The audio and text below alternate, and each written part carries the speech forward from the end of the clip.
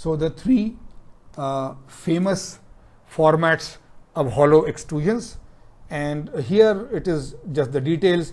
An extruded 6063 T6 aluminum ladder lock for aluminum extension ladders. Aluminum extension ladders, this is a ladder lock.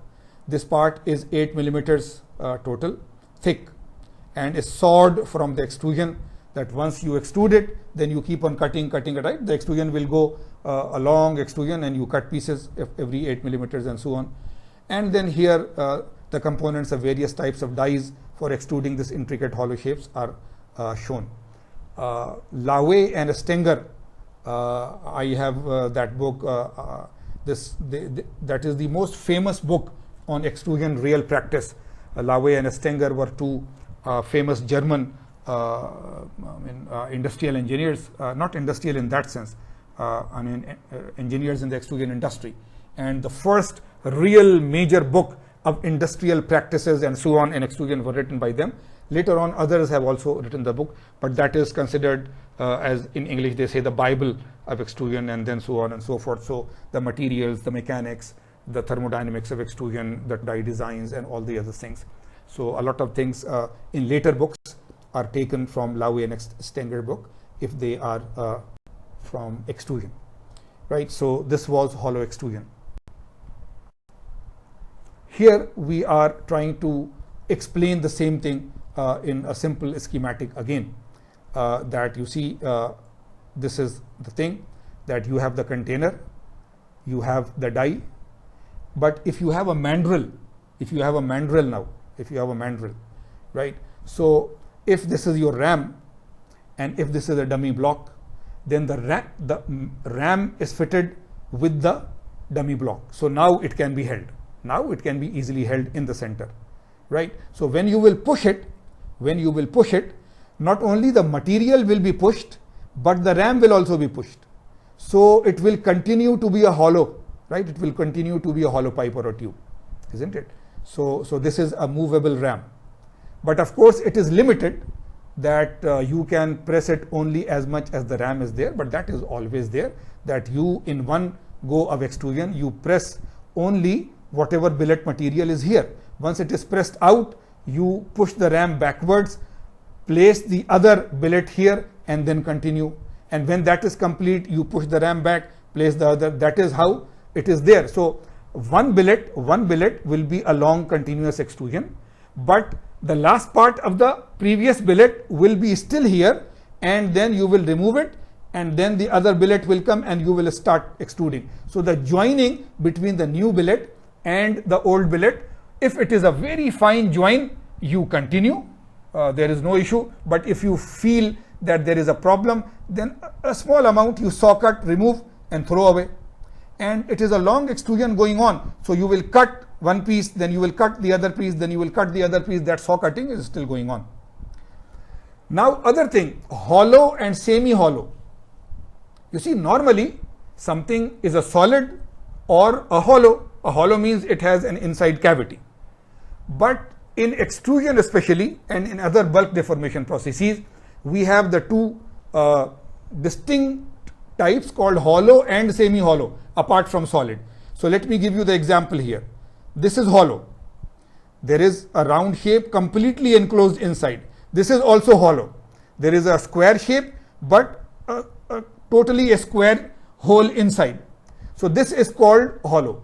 Whenever there is a hole or a cavity which is complete, which is not open from any side, then this is called hollow. But you see, there is a hole inside, but it is not completely closed. It is not completely closed. Similarly, there is a hole inside, but it is not completely closed. So this is between a solid and a hollow. So it is called a semi-hollow shape. A semi-hollow shape. Any shape which you can directly extrude with one die is solid. Any shape which you need a cap and a mandrel, a two-piece die, is hollow. Right? This is the first distinction. If you have only one die and you extrude through it, it is a solid shaped die. If you have a two-piece die called a cap and a mandrel, then you have a hollow piece.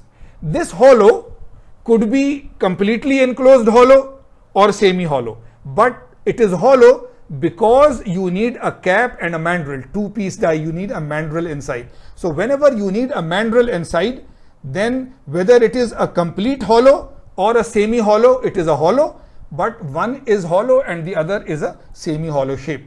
And of course, solids in terms of extrusion pressure and so on are less complicated. Then semi-hollows are more complicated, and then hollows are much more complicated because the holding and how you will have the die, the spider shape or the bridge shape or whatever. So it increases the complexity of the whole die setup. It increases the requirement of the extrusion force and pressure. So first of all, it is more complex and difficult to do. So we will have to be very careful about extrusion defects. And second, there will be much more forces and pressures required.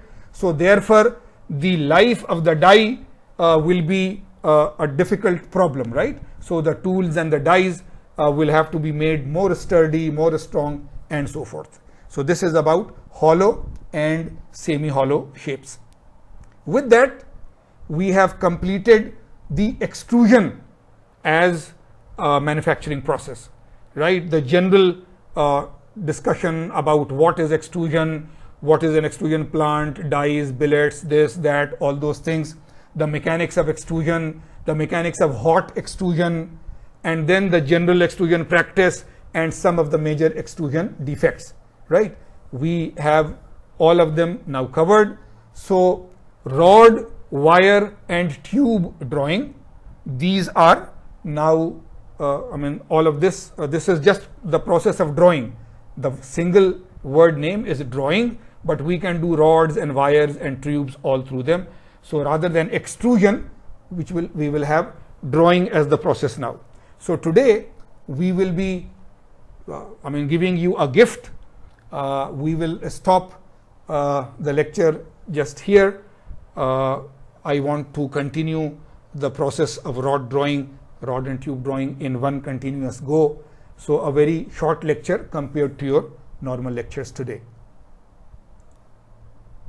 We are leaving you a little early today, so let us leave you with the mental break part at least. A man came to a doctor that, you see, my leg is turning all blue. So the doctor looked at it and so on and so forth, and then he consulted his surgeon and he said that, you see, there could be gangrene. You know, gangrene is a type of poison that spreads in your legs or limbs and so on. So he said that it is very dangerous. It looks like gangrene, and if gangrene spreads to the rest of the body, then the other parts of the body will have to be operated on and so on. So we are very sorry, but we will have to cut a portion of your leg. So surgically they removed some portion of his leg, and he recovered, this, that. After some time he came to the doctor again. Doctor, now my other leg is getting this blue and so on. He looked and this and this and studied and studied and studied, and then he said that, what is this? This is very strange, but you see, this is somehow spreading the gangrene or the poison or so on. So they had the operation on the second leg, and now that poor guy is with some remaining legs and some artificial leg portions and so on. Then one day that guy came to the doctor, that, doctor, look, this artificial portion of my leg, this has also turned blue. So now they studied, the surgeon came, the doctor came, and after all the study they found, oh, we are very sorry. We are really very sorry. The pants that you wear, the jeans, the denims, they leak the color. So we are very sorry. This color was from the leaking of your jeans or the pants. Joke is over. Thanks a lot. See you next time, inshallah. Ma'as salama.